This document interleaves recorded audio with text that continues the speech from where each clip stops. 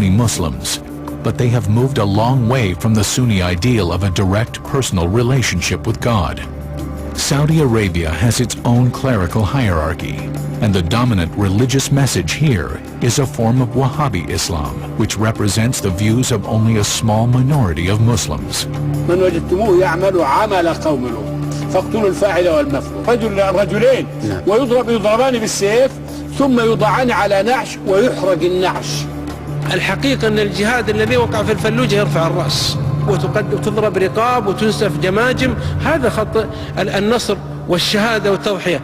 By controlling the theological heart of Islam, as well being flushed with petrodollars, they've been able to impose their strict, rigid, narrow, sectarian, divisive interpretation of Islam on the whole Muslim community, international community, and this has been a tremendous tragedy for all of us. The Wahhabists of Saudi Arabia nurtured the Taliban and permitted the destruction of one of the most ancient sites in the world, the magnificent Buddha statues in Afghanistan.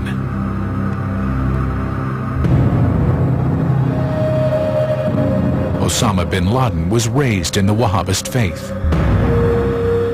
and 15 of the 19 terrorists responsible for 9/11 were of Saudi origin. Over the past 20 years or so, it has been argued that over $100 billion has been expended by the Saudi government in propagating their version of Islam across the world.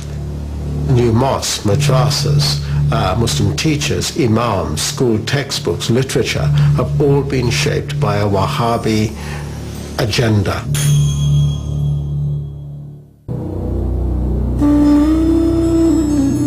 And over the centuries, interpretations and additions have filled hundreds of thousands of volumes.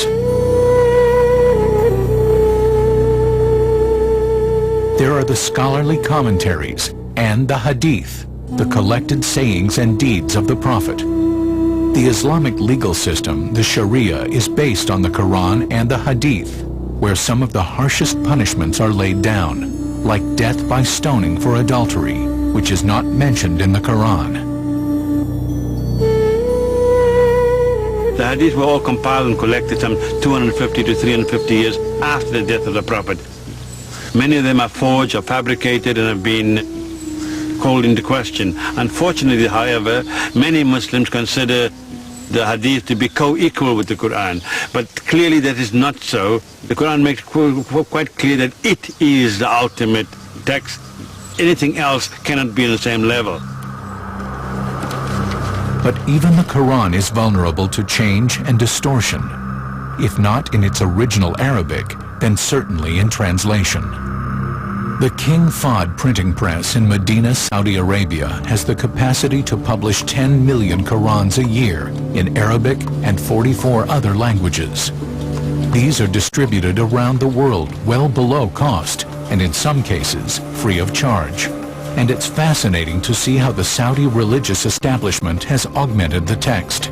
They have inserted in brackets, such as the Jews and such as the Christians, into verses that refer to people who have earned God's anger and gone astray, and into the verse calling upon the faithful to make their armaments ready against the enemies of Islam, the translator has made another insertion: tanks, planes, missiles, and artillery.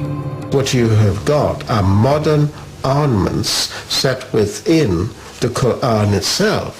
And interesting enough, in the introduction to this, and it is by a notable leader in Saudi, you have a justification for violent conflict, jihad, for suicide bombing, and it is stated clearly that the Quran is the perfect model for warfare.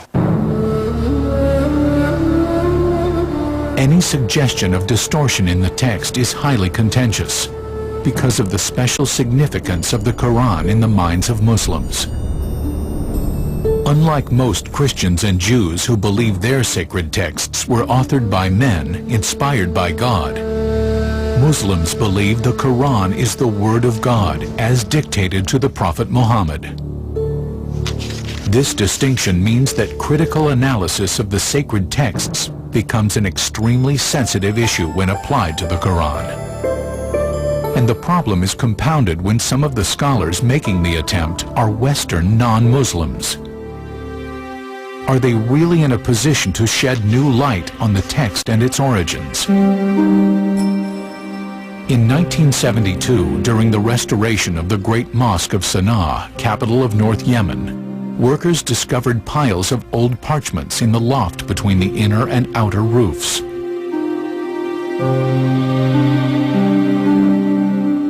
The entire load was stuffed into some 20 potato sacks, where it might have remained were it not for the arrival 7 years later of Dr. Gerd Puin, a German scholar and Quranic expert.